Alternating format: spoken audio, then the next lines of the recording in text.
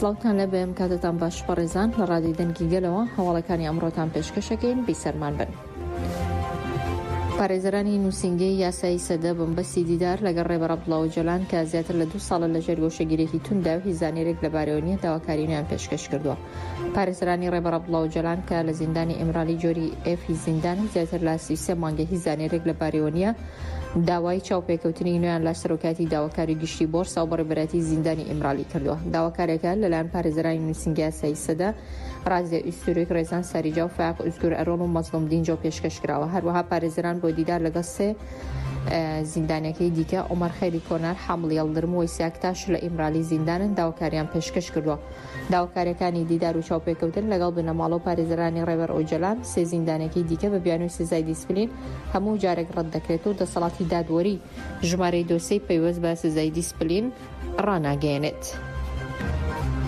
لە چالاکی گەریلاکانی ئازادیدا 2 داگیرکەر سزادراون. هەر هەپەکە ڕایگەیاندووە داگیرکەران هەوڵیانداوە گۆڕەپانی بەرخۆدانی شەخی جودی بکەنە سەنگەر، بەڵام گەریلاکان لە چالاکیەکیاندا ڕێگریان لەو هەوڵە داگیرکەرە کردو و لە ئەنجامی چالاکیەکەدا 2 داگیرکەر سزادرا و تۆمبیلێکی سەربازی شتێک شکێنراوە. ناوەندی ڕاگەیاندن و چاپەمەنی هەپەکە سەوارد بەو چالاکی گەریلاکانی ئازادی کوردستان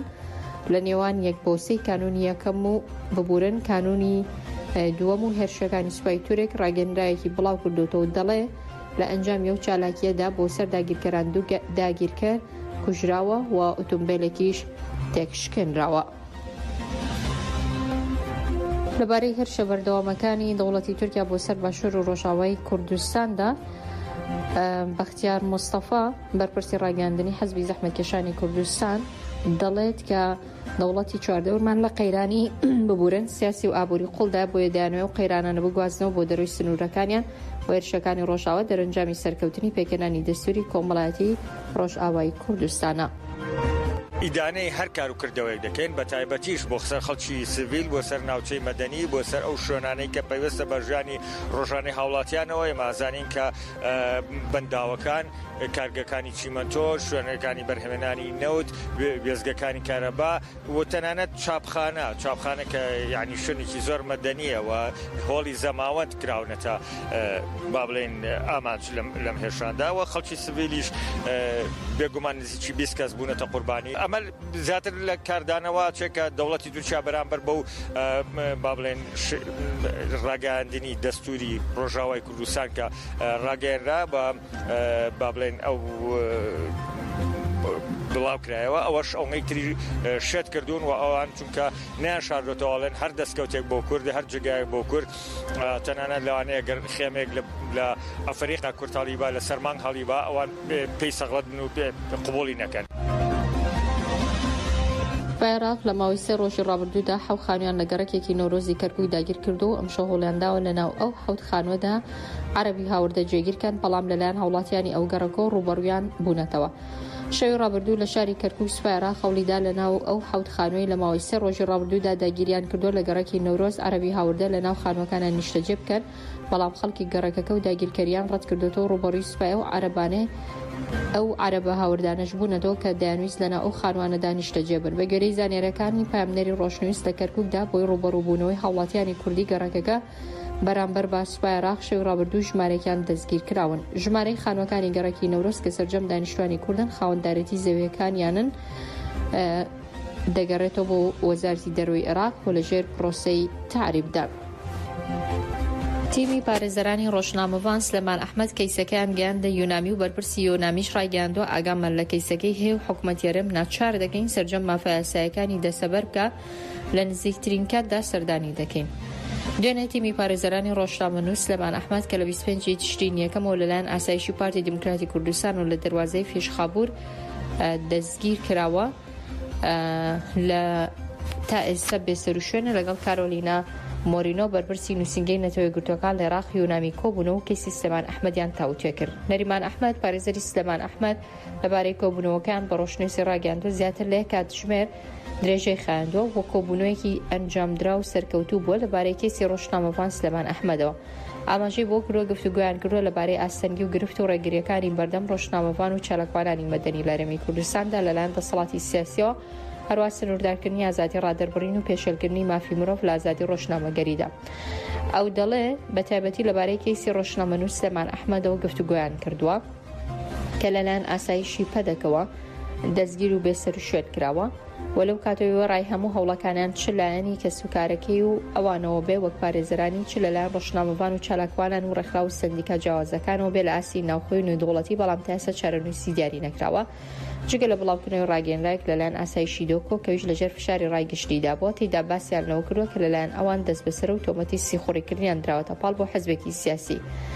نەریمان ئەحمەد دەڵێت جەختمان لەوە کردێتەوە کە سەر لەبەری و تۆمەتانە ناڕاستن و سلێمان ئەحمەد ئەندامی هیچ حەزبێکی سیاسی نەبوو ڕۆژنامەنووسێکی سەربەخۆی لەگەڵ ئاژانسی ڕۆشتوس کاری کردووە کە ئاژانسێکی فەرمی ناسرا و ڕێگەپێدانی لەرا هۆرەمی کوردستان هەیە هەروە بە شێوەیەکی فەرمی هاتوتە باشووری کوردستان و هەڵگری ئیقامە بووە لە کاتی گەڕانەوەشی بۆ ڕۆژاوی کوردستان بە شێوەیەکی فەرمی یاسایی گەڕاوەتەوە. باسی لەوە کردووە کە بە یۆنامیان ڕاگەاندۆ پاش چەندین جار سەردانیکردنیان بۆ ئاسایشی دۆک بە ئەنجامدانی چاوپێکەوتن لەگەڵ وەکیلەکەیان بەڵام هیچ جۆرە ڕێگەیەکیان پێ نەداون چاویان پێی بکەوێ. کارۆلینا مۆرینۆ بەرپرسی یۆنامیش لە عێراق بە تیمی پارێزەرانی سلێمان ئەحمەدیان ڕاگەاندووە کە لە نزیکەوە ئاگاداری کەیسی ئەو ڕۆژنامەوانن و لە ڕێگەی کۆمیتەی بێسەر و شوێنکراوانی نەتەوەی گرتوەکان و حکوومەتی هەرێمی کوردستان ناچار دەکەن کە شوێنی سلێمان ئەحمەد ئاشکرا بکە و ڕێگە بە چاوپێکەوتن بدەن لەگەڵیدا هەروە سەرجەم مافە یاساییەکانی بۆ دەسەبەر بکرێ گرنگی تاڵ دەدەن بەو بابەتە و لە نزیکترین کاتە سەردانی سلێمان ئەحمەد دەکەن. پاژەوەی کە فیلمساز مەنسوور کەریمیان بۆی بردمانی دەوڵەتی تورکەوە لە ڕۆژئاوای کوردستان شەهید بوو خانەوادەکەی بڕیاریاندا تەرمەکەی ببەنەوە بۆ زەیدی خۆی لە ڕۆژهەڵاتی کوردستان بەڵام ڕژێمی ئێران ڕێگری لە برنەوەی تەرمەکەی دەکا بۆی خانەوادەکەی لە شاری سلێمانی بە خاکی دەسپێرن. شەهید مەنسوور کەریمیان هونەرمەند و فیلمساز بوو لە 25 کانونیەکەمی 2023 لە ئەنجامی هێرشی ئاسمانی دەوڵەتی تورک بۆ سەر ناودە خزمەتگوزاری و نیشتەجێبووەکانی ڕۆژاوی کوردستان شەهید بوو پاش شەهیدبوونی لە 30 مانگی ڕابردوو لە بەڕاستیمێکی شایستە لە ڕۆژاوی کوردستان و تەرمەکەی نرایەوە شاری سلێمانی لە باشووری کوردستان. لە ڕۆژی دواتردا بە ئامادەبوونی ڕێژێکی بەرچاو لە هونەرمەند و چالاکوانان و هاوڵاتیانی باشووری کوردستان لە بەردەم سینەما سالمدا و ڕێزدانان و ئاماژەیەک بۆ کار و تێکۆشانی و هونەرمەندە لە بواری سینەمادا پاشان تەرمەکەی بەروزێتی خۆی بەڕێکرا. تەرمی شەهید لە سنووری نێوان عێراق و ئێران بڕیار بوو کە بپەڕێترایەتەوە بەڵام بەسەر ڕای هەوڵە بەردەوامەکان ڕژێمێران ڕێگیری کرد کە تەرمەکەی ببرێتەوە شاری سنە کە شوێنی لەدایک بوونێتی بۆیە خانەوادەکەی بڕیاریاندا ڕۆژی یەکشەمە کاتژمێر 1:30 خولەکی دوای نیوەڕۆ لە گۆڕستانی شێخ عەباس لە گەڕێکی وڵوبە لە شاری سلێمانی بە خاکی بسپێرن. داعش بەرپرسیارەتی تەقینەوەکەی ئێرانیان گرتە ئێستۆ. ئەندامانی داعش بەرپرسیارەتی تەقینەوەی ئێرانیان گرتۆتە ئێستۆ کە ژمارەی زۆر لە هاوڵاتیان ئەو شارە بوونە قوربانی. شەوی ڕابردوو ڕێکخراوی تیرۆریستی داعش بەرپرسیارەتی خۆی لە تەقینەوەکەی پارێزگای کرمان لە ئێران گرتە ئێستۆ کە زیاتر لە 300 کەس بوونە قوربانی. بە گوێرەی بڵاوکراوێکی ئەو گروپە دێنێ لە ئەنجامی ببورن 2 ڕۆژ پێش ئێستا لە ئەنجامی تەقانەوەی 2 ئۆتۆمبیلی بۆم ڕێژکراو لە ڕێگەی ریمۆت کۆنتڕۆڵەوە لە نزیک مەراسیمی 4 ساڵەی کوژرانی قاسم سولەیمانی نزیکی 100 کەسی تێدا کوژرا و 230 کەسی دیکەش بریندار بوون. ئەو تەقینەوەیە لە نزیک گۆڕی قاسم سولەیمانی